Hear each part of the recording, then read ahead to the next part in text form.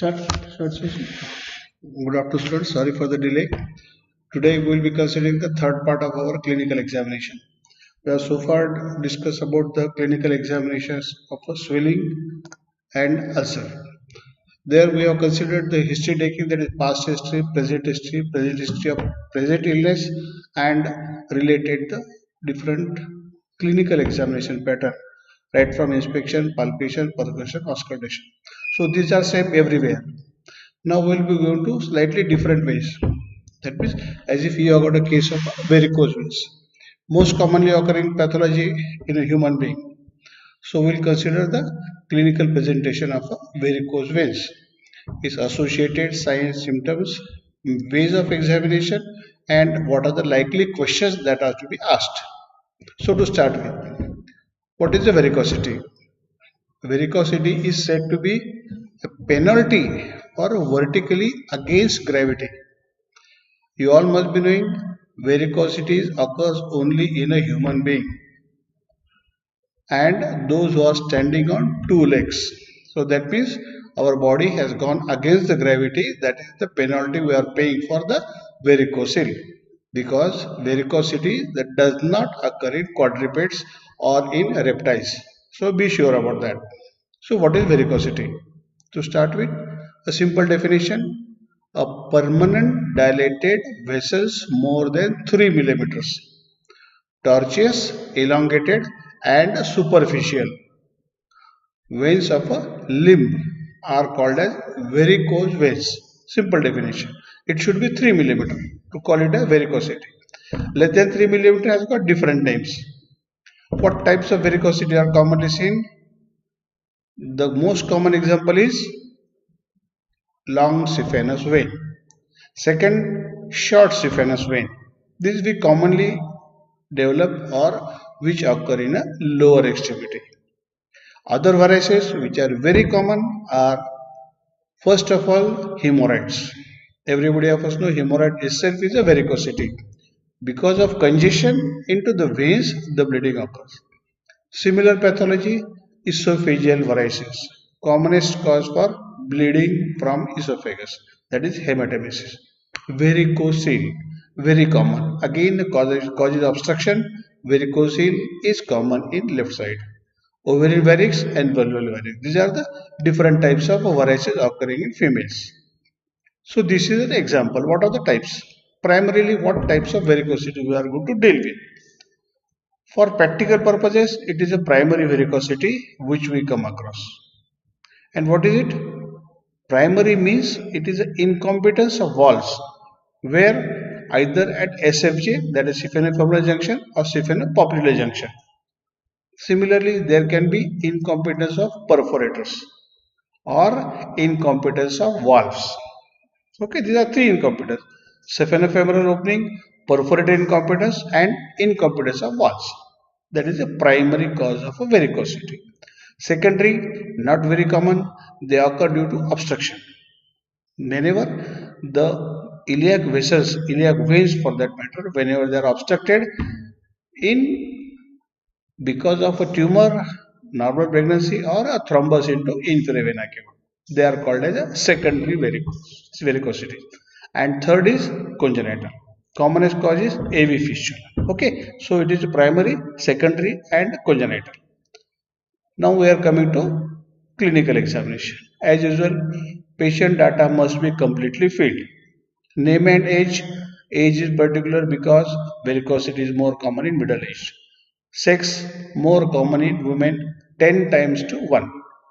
Occupation, people who have to go for a long standing, they commonly affected even by primary varicosities like water worker, traffic police. So you have to ask for the occupation. Build of patient, how it looks, because tall, obese patients are more susceptible for varicose veins. So what are the symptoms? The symptoms, that means what the patient is telling to us.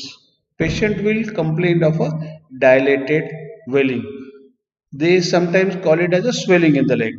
But you should not call it a swelling because it is not a swelling. We call it as a dilated vein. Patient does complain of pain, heaviness and dragging pain at the night. The pain of the varicosity is more common in the night. So we have to ask them common questions. These swellings, commonly what patient says, she is alright in the morning, the swelling is minimum, but by the evening, due to engorgement, the veins become sufficiently large and they produce the dragging pain associated with sometimes symptoms like pruritus, skin thickening, ulceration, eczema. They are associated symptoms. So that is how the patient is slowly coming to the diagnosis. So first of all, he will come with dilated veins. They are not there in the morning. They become large in the evening. This is the usual history. Or on the excessive walking. Okay. And pain. Those type of pain are called as night cramp. Dull lacking pain in the night hours. Why it occurs? It occurs because of a increased diameter of vein. And how it is relieved? The pain is relieved by rest and elevation. Okay. What is the specific here? In Berger disease, pain is increased by elevation. So this is a major difference between a venous type of pain and arterial type of pain. Sudden pain. When a patient is telling you suddenly started paining, always think of DVT. Okay, DVT is, this is venous thrombosis. Deep vein thrombosis is DST, and that is a bursting pain.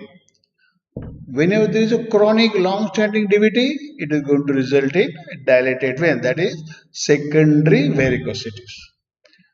Common causes, you must remember if they are asked: occlusive arterial diseases, varicose, dehydration, hypocalcemia, medications. If you are taking diuretics, you are likely to get night cramps. Excessive strain and holding muscle in the same position for a long time, that gives rise to what is called as a night cramp. Okay. So past history. You must ask the patient if he is operated any times, because recurrence is very common in varicosity. In history, the history of trauma is very significant. You must ask the patient whether he had related any trauma, minor or major, over the leg. That may be the cause of a varicosity. In personal history, common questions: history of smoking. Smoking is not a direct cause, but smoking is the indirect cause of a varicosity. And why? Because of a damage of veins by toxins. The veins themselves, that is venous wall, is damaged by smoking because of nicotine. Ask the patient history of number of pregnancies the female had, whether she is taking contraceptives. Why? Because progesterone is known to cause vasodilatation, that is varicosities. In family, sometimes, many times in females, it can be hereditary. But major difference here is hereditary varicosities occur in a younger age group. Okay, so this is the history, and in history we are getting some clues that we are dealing with a varicosity.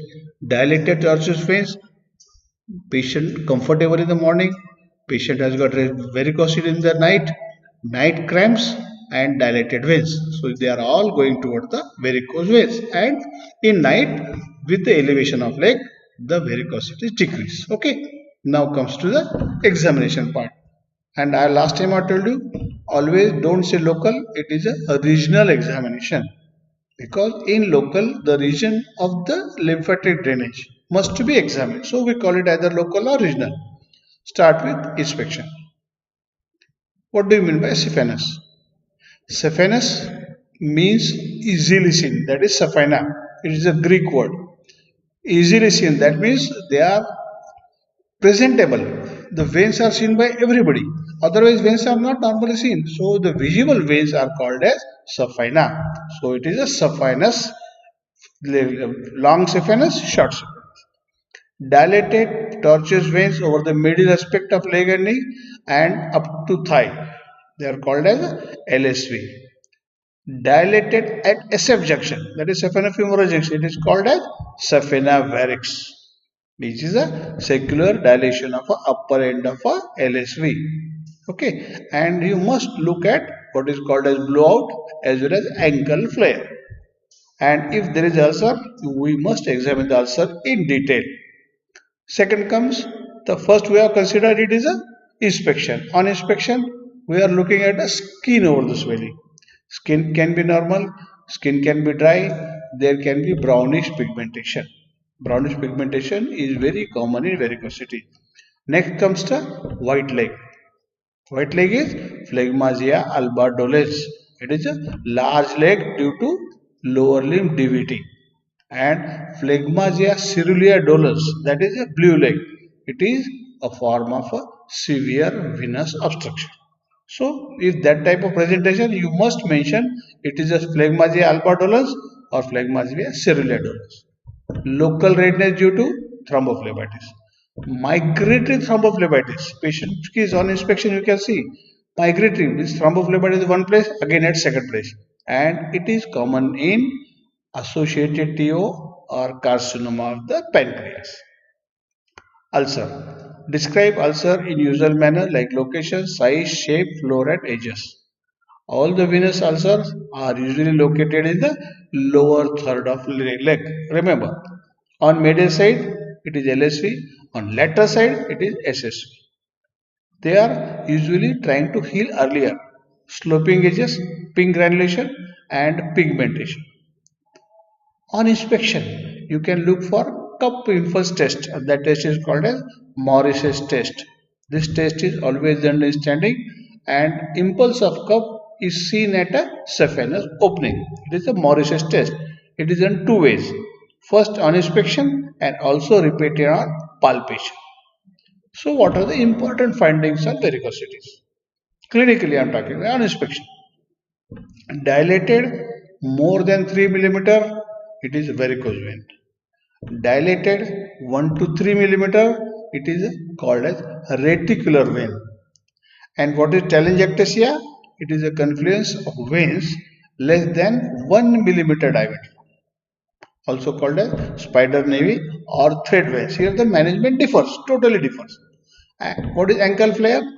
Dilated reticular near the malleolus, flared. All the veins are flared, burning at one place. What is blowout? This blowout occurs at an area of where the perforators join the deep system to the superficial system, and that ballooning is called as blowout. The figure by the side is showing us the ballooning of veins. It is a blowout. You have to palpate for a thickening of the veins, redness, and pitting edema is all over the leg with redness is classically called as lipodermatosclerosis, and that goes to grade 6 of varicosities. Here I have just given you how many walls are there. Inferior vena cava, there are no walls. Common iliac veins, no walls. LSV, long saphenous, has got 10 to 14 walls, usually all on the medial side. Short saphenous, very few, sometimes 1, sometimes 4. But less veins in short saphenous, large number of walls in long saphenous vein, because it has to tolerate the whole pressure of the blood. Understand? Because vena cava and common iliac veins are out of, so we have nothing, whatever happens to blood. So who is supporting that? It is the long saphenous vein. You understand this? This is the anatomical position due to erect posture. Now comes to palpation. Remember, you have to first palpate the entire leg. Okay, it is not only one part you should palpate. You should palpate the entire leg slowly over the vein. And what are you looking for? Tenderness, nodules, thickening, and associated. If there is thrombophlebitis, if there is calcification, and if there is a nodular, means it is a chronic venous hypertension. Common test. This we will consider in detail. Test for varicose veins, and they are classified as per pathology. This is in short. Just remember, we will go for details. For SFJ, SFJ incompetence test is Morris's test, called as cuff impulse. Second is Brody-Trendelenburg test 1. For perforator incompetence, Trendelenburg 2, MTT, that is multiple tourniquet test, and the name for that test is Ochsner-Mahorn test, if possible remember. Schwartz test, Pratt test, Fagan test. If DVT is the cause, Perthes test, modified Perthes test, Homan's test and Moses test. We will consider them in detail. So these are the grades. First remember, there are different grades of varicose veins. They start from grade 0 to grade 6. Okay, that we will consider under the CF classification, that is clinical, etiological, pathological and anatomical classification. That is a CF classification of varicocele. Okay, and these I think you must try to remember this. This is very informative on its own. What are the tests done? The figure shows the test. What it is? Morris's test. It is a cuff impulse test. You can see here, one finger is over the saphenofemoral, patient has to cuff. If you feel the pulse is the cuff with the venous reflex, it is positive Morris's test. It is always done in standing position and it is shows saphenofemoral incompetence. See the figure, that will give you idea how to perform the Morris's test. Next important test. It is what? It is a Brody Trendelenburg test. These are two types. Test 1, test 2. They are done for same SFJ incompetence and also for the incompetence of perforators. Okay. Test 1. Here patient is asked to stand and then the thumb you have kept over the SFJ or a tourniquet is released. In test 1, you are releasing the tourniquet or thumb and you see that a rapid gush of blood comes from above downwards.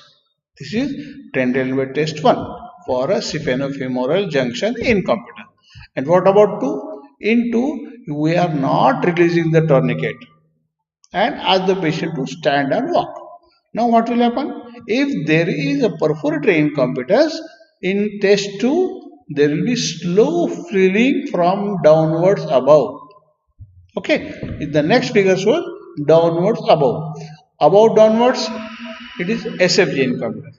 From below upwards, it is a perforatory incompetence. Simple. Test 1, test 2. If you remember these two tests, very good, very good.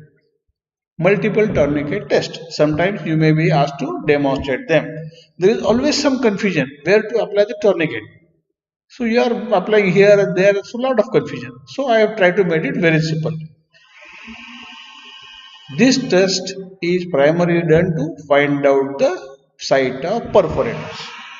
Okay, for that usually we apply 4 tourniquets, sometimes 3 tourniquets, because in SFJ we have already confirmed with Trendelenburg 1.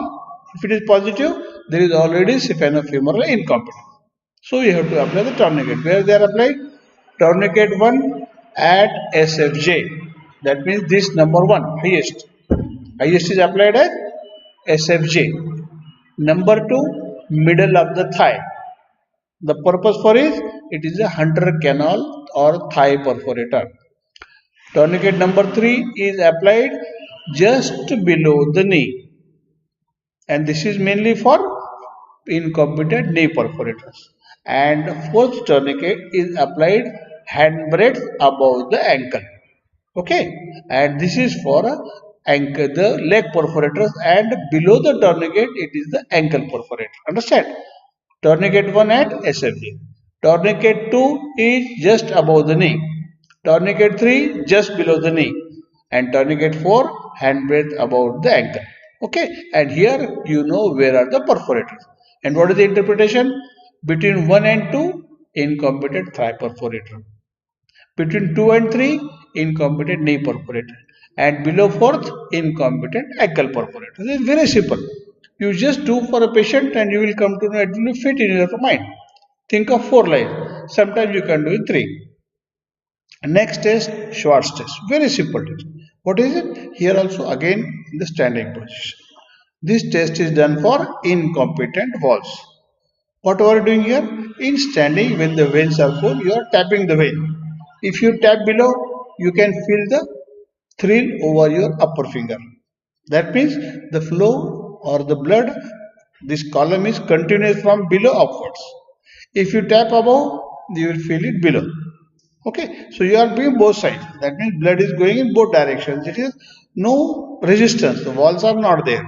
So it is incompetent walls. That is why blood column is throughout. If there is involved, the blood flow would have been made different levels. Okay. Next is a Perthes test. Perthes and modified Perthes test are for DVT. That is deep vein thrombosis. What if we do here? In Perthes, we do not make it clear. tourniquet is there. And in modified Perthes, there is a severe pain when a patient walks with tourniquet. In Perthes, veins are not emptied. In modified Perthes, veins are emptied. Again, you can see the figure here for a modified Perthes. There is a tourniquet. Now, what is happening here? The vein is not emptied in a Perthes test. It is for the positive DVT. Perthes test for DVT. Simple. Remember only this much. What is a Pratt test? Sometimes they may ask if you are giving very good answer. Pratt test is for marking of the site of perforators. It was done previously with the help of duplex scan. The radiologist already marks and tells us. Now comes the simple test of Fagan test. Again, very simple clinical test. What it is done for? To detect the site of perforators of leg. Okay, what are we doing here? We empty the leg, mark all the venous course, all the course of vein, and then empty it. After that, you palpate along the line marking. In that line marking, at the site of perforator, you will see a dimple. Okay, so you can palpate the defect in the fascia. What is this incompetent? There is a defect in the fascia. That is why the flow from deep vein is coming to the superficial vein. So you can feel it. That is a Fagan's test. Fagan's is a feeling of a perforator site. Pratt test is for marking the site of perforators. Okay, these are the two tests for the perforators. Now comes the in short. If you remember this, very good. Cuff impulse test for SF incompetence. SF means saphenofemoral.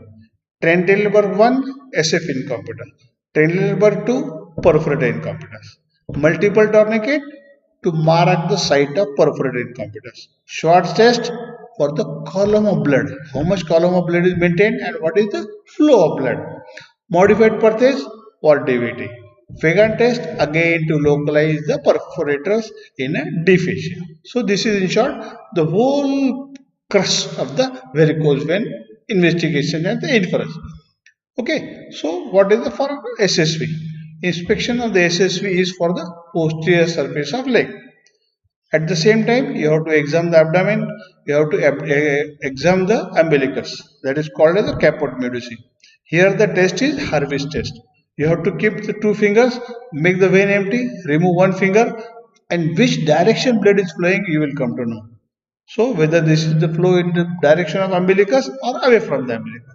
So whenever is blood from toward the heart, from veins above umbilicus, and below umbilicus, the flow is from toward the groin. Understand? Above umbilicus, it goes towards heart. Below umbilicus, it goes to groin. This is the inferior vena cava obstruction.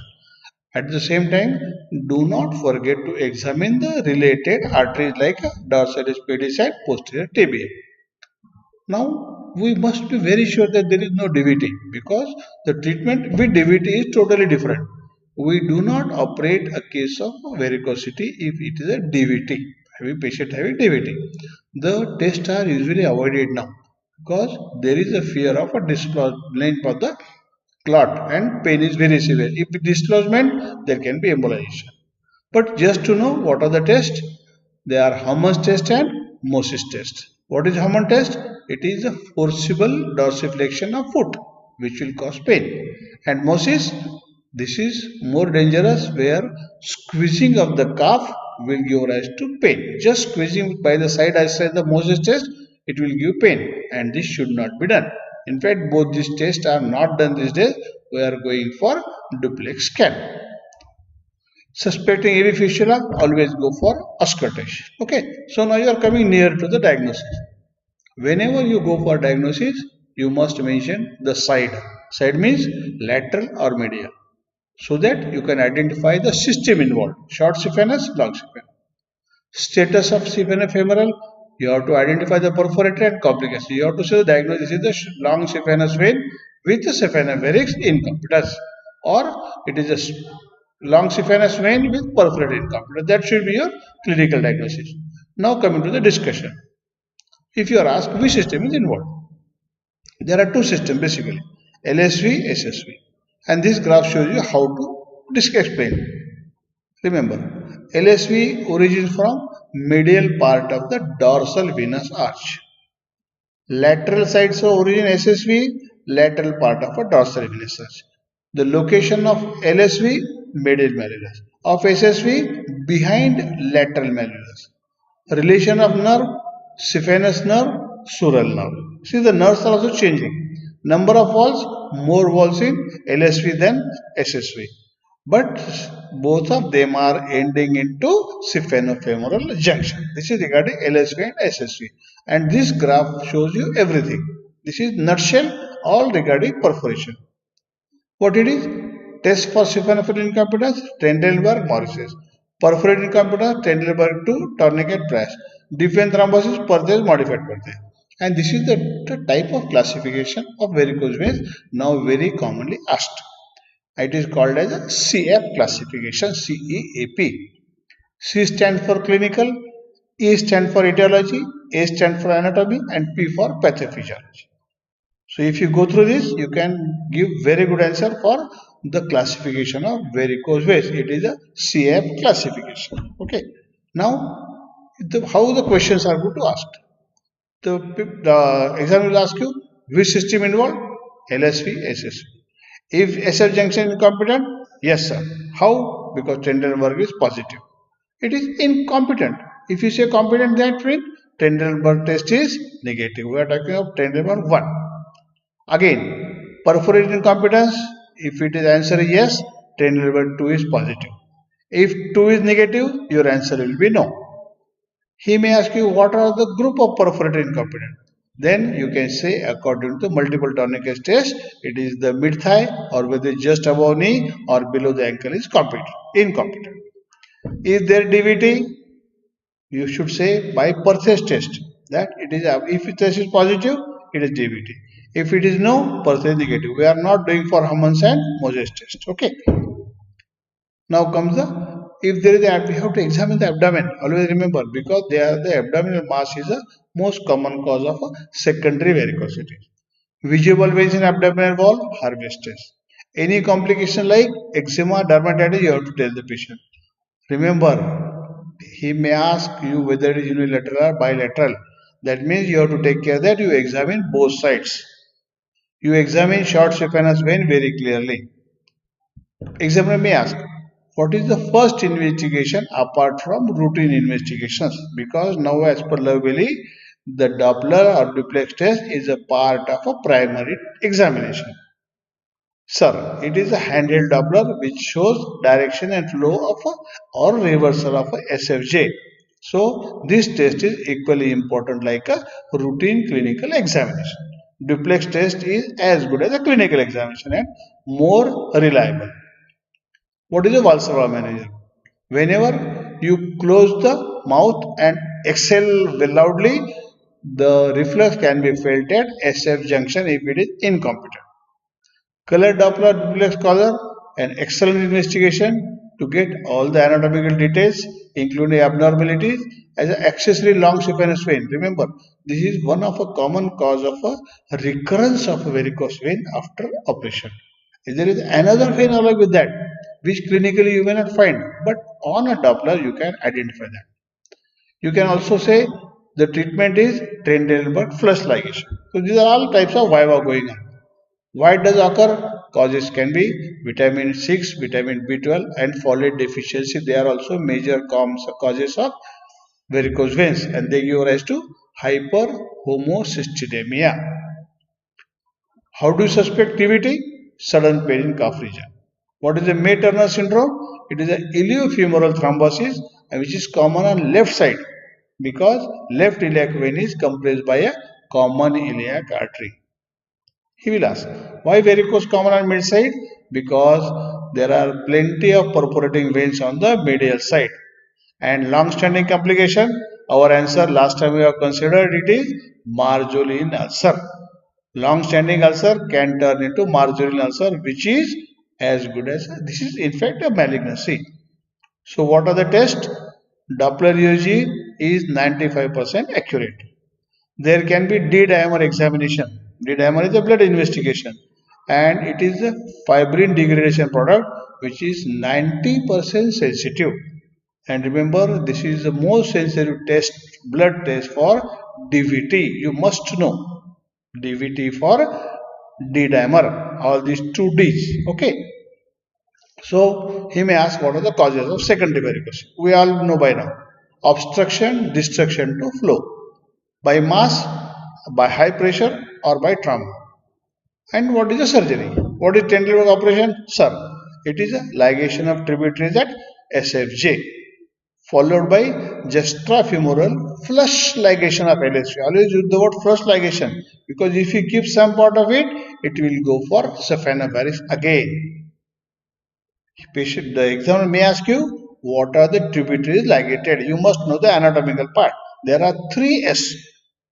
Superficial external pudendal, superficial epigastric and superficial external iliac. These three vessels have been ligated at the same time of a SFJ closure. Otherwise, recurrence is very common and chances of developing saphenopharynx. Okay, now we are coming to the treatment part. Conservative treatment, elastic crepe bandage. Elevation of limb, pneumatic compression method. There are different methods. Drugs commonly used. Now we are going for Viva. We have finished the examination. He is very happy with you. Now I will ask you treatment management. Drugs, calcium dibisulate is very common, dibisulate and diasmin. This is derived from the snake venom, where it will give rise to strengthening of the vein bone. Injection therapy, sclerotherapy, technique is Fagan's technique, foam sclerotherapy, Tessari, and trans-elimination microsclerotherapy. Surgeries, commonest operation is Trendelenburg operation. What it is? It is a stripping of the veins. Sometimes you can go for subfacial ligation of a cocket and dart. That means one of the perforated thigh. This is an invasive procedure and recurrence is 10 to 20%.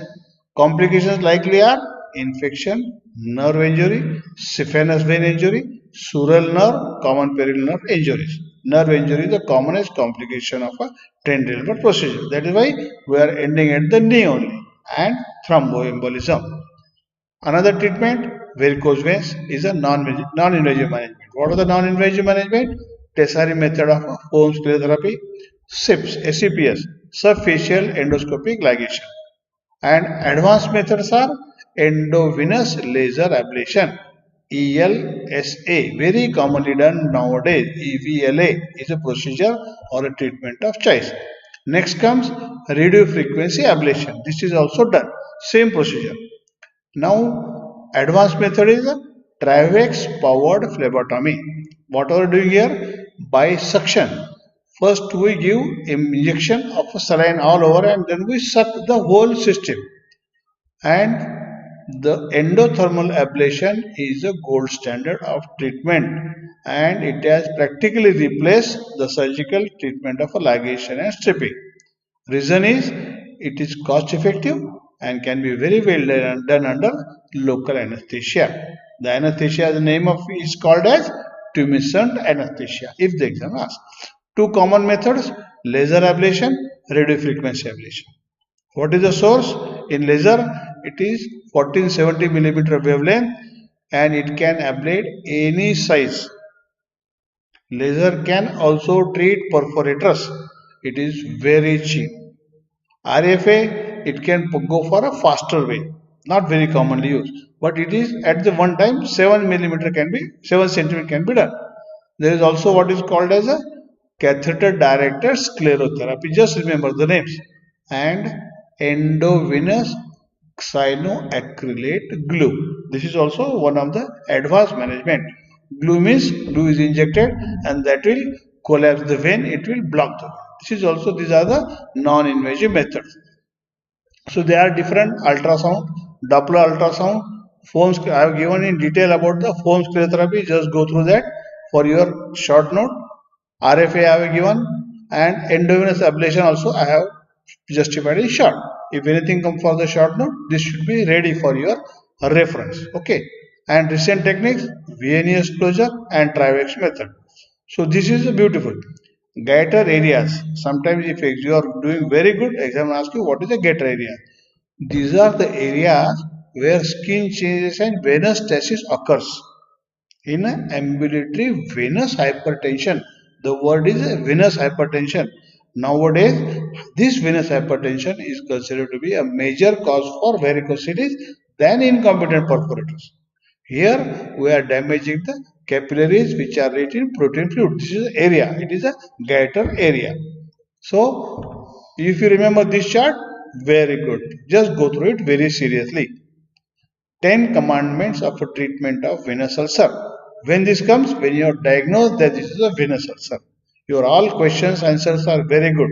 So these 10 commandments, what are they?